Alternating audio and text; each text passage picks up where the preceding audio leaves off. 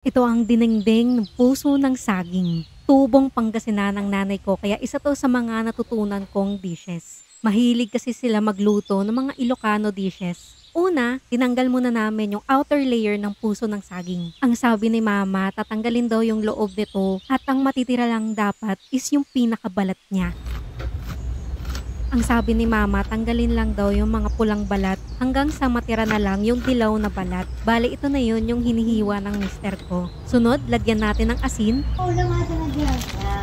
Malabas yung dagka niya.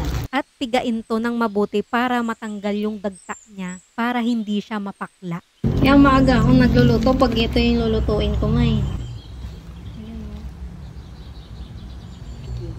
Aga nung dinahin dito Ito na, yung dagto. Yan ang mapakilog yan. Yan, natatas na yan. Hindi daw to tinanggal, iba daw yung lasa. Anong lasa, mama? Mapait? Mapakila. Mapakla. Oo. Kailangan tanggalin. To, tapon na to. Ching!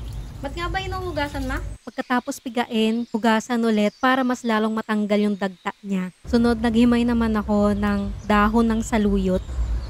Hindi ko pa ito sasama. Kasi may kagat ng dinosaur. Banana blossom, daon ng saluyot at sibuyas. Magpakulo ng tubig, ilagay ang bagoong, sibuyas, bawang, kamatis at paminta. Optional lang to pero naglagay kami ng hipon. Nagprito na rin kami ng isda habang hinihintay na kumulo yung isa. Sunod na inilagay ang puso ng saging. Next is simmer for 8 to 10 minutes over medium heat. Ilagay ang dahon ng saluyot at huling ilagay ang prinitong isda. At ito ang dinengdeng ng puso ng saging. Simple pero masarap. Thank you for watching. Subscribe for more.